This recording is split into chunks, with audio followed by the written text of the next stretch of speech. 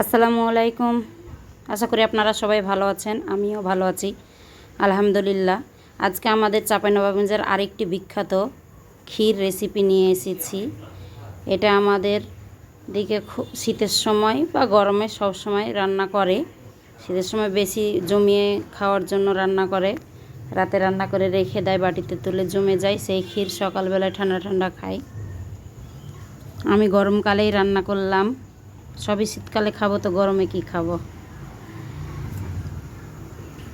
এখানে আমি 1 কাপ চাউলের গুঁড়ো নিয়েছি।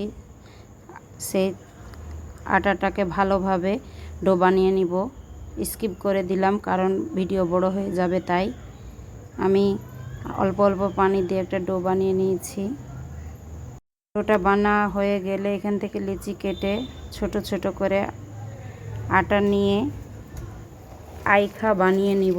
এটাকে আমরা আইখা বলি, আঞ্চলিক ভাষা গ্রামের। আইখাগুলো বানা হয়ে গেলে, সবগুলো বানা হয়ে গেলে এক জায়গায় রেখে দিব। আমি অন্যদিকে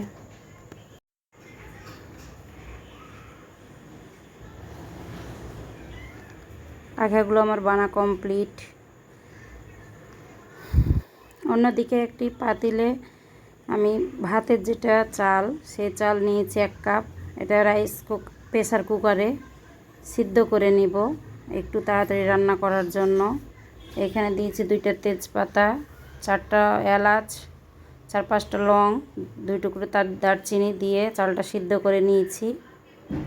অন্যদিকে দুধ গরম করতে দিয়ে ভাত সিদ্ধ ভাতটা আমি দিয়ে দিব। যখন ফুটে আসবে তখন আইখাগুলো দিতে হবে এবং নাড়তে থাকতে হবে। বেশি আবার নাড়াও যাবে না, যাতে করে আইখাটা না গলে যায়, যেহেতু আটা ওটা। একটু সাবধানে নাড়তে হবে।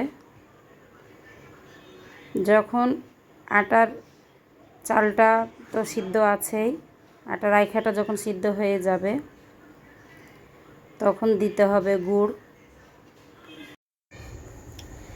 এগুলো আখের গুড়।